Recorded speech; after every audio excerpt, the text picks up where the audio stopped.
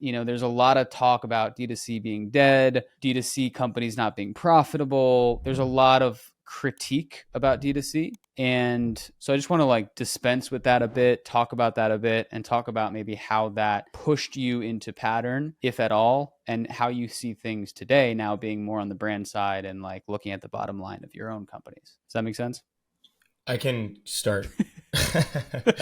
Emmett was anticipating some friction here. I'll provide even more backstory too, because I think about this a lot. Most people, when you ask them why they shop online, which is traditionally, what people mean when they say direct to consumer, they say because of delivery to their doorstep. That's 60% of the reason why people purchase online. And that's nothing novel. Like you could get milk delivered to your door in 1960s, that was a mode. And I think there's just not a lot of room anymore with at-home delivery. Like you can only get things delivered so much faster. And I think when we talk about customer experience, like that's just one part of the pie. And yet it's one of the major reasons why people purchase. But the real, I think, innovations on the customer experience side really happen with storytelling and a lot of these digital touch points and ways to cultivate community in ways that just weren't possible before. So that's where I think a lot of we spend our time as marketers. And I think as the business, just consumer in general, matures, every vertical, I think in that HBS article, what you guys were experiencing on the agency side, seeing multiple founders launch literally carbon copies of the same brand, is what's happening across every major consumer vertical. And it's only the consumer verticals that are growing at outpacing those growth rates that where there's like real opportunity, I think, on the direct to consumer side. Like when you look at industries like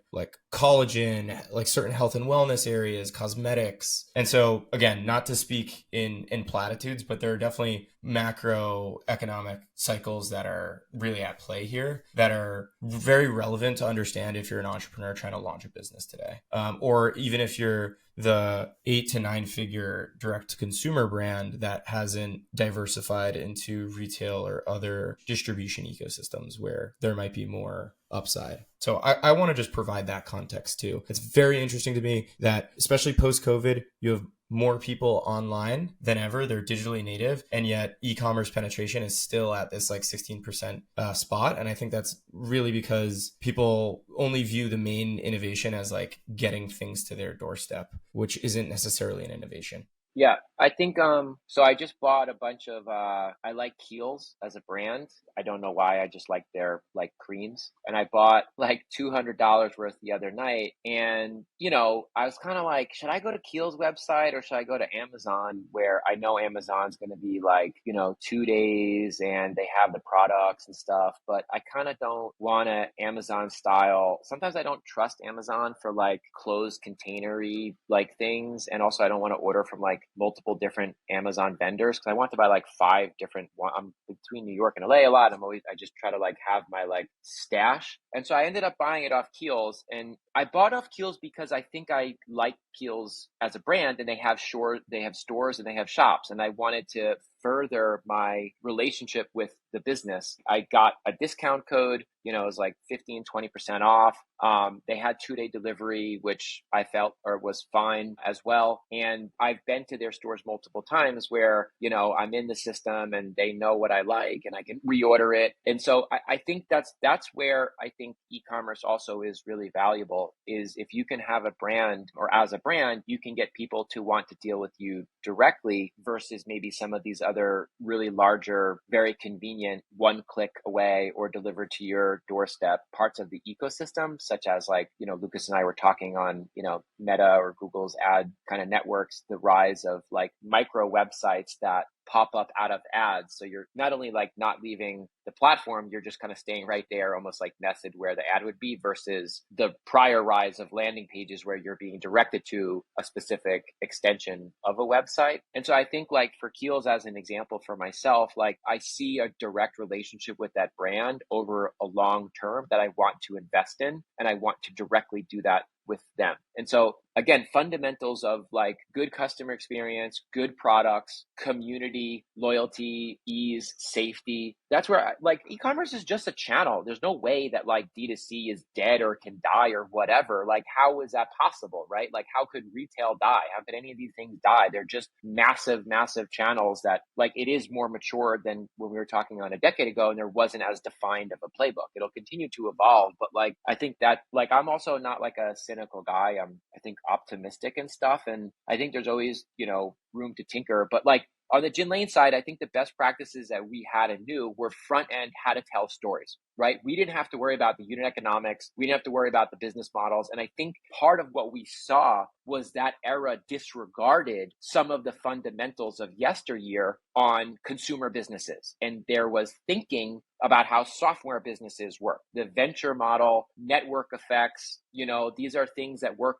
on the software side. They're West Coast software centric business models of getting, you know, moonshots and investing in 10 and one gets to this level and it takes, you know, market share, you know, and then you can turn up the kind of cost models and build your moat and there's your business. And that's what people tried to do on the consumer side. And it didn't have the results and still doesn't have the results. And I think that's the D2C is dead, is that playbook of that era. And part of the reasons that we started Pattern was we saw that happening because we were getting so many people approaching us. And we, you know, Nick and Sue's my business partners. Sue's is a great operator and has a pretty pragmatic mindset. And Nick went to HBS, was at BCG. Like, he's smart and also has a good understanding in the fundamentals of like finance and business. It was like, this is crazy. This is like, this is not sustainable. And for Pattern, the thesis was, why don't we just own and operate multiple home good brands, which pre-COVID, we saw home as millennials, you know, aging into that, which had been delayed because of the Great Recession in 2008, and just have them profitable, just profitable. And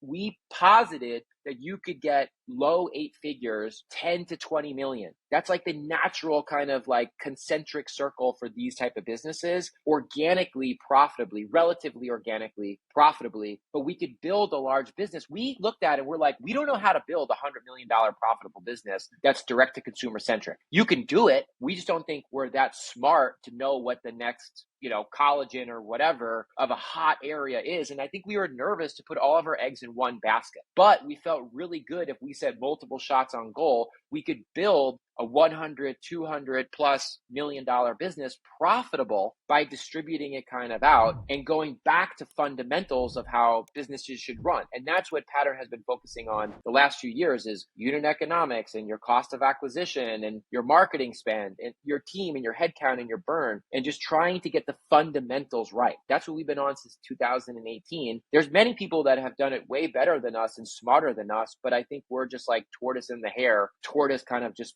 plodding along. And I do think that like there will be more opportunity for people to skyrocket and grow, you know, and get a big, you know, acquisition or IPO. But fundamentals of building a business, they don't change. In Pattern, we bought 6 businesses. 6 businesses we bought have almost none of them have taken in any outside capital. And we bought all of them on EBITDA multiples. And we minted multiple multimillionaires that none of them have taken in any VC money. We're rewarding people that are Americans building fundamentally sound small businesses that are getting better exits than many founders that have taken tons of money and built super notable high-flying brands. They're just low, under the radar, fundamentally sound, D2C-centric home good brands. So that's the narrative that I love. That's my Guy Fieri, you know, dives and diners, is like entrepreneurs in Salt Lake City that are just building quiet multi-million-dollar businesses that are profitable and sound. And the last thing I'll say is like, all people listening, it's like, where do you want to go with your business, right? Like, do you want it to be a lifestyle business? Do you want it to be a hobby? Do you want to try to get an acquisition? Do you want to go public? Like, not saying these are easy, but that's another thing that people don't talk about. It's like, where are you going? You just get in a car and you're just filling it full of gas, but where the hell are you going? I always ask people, like, where are you going? You want to start this up? Why?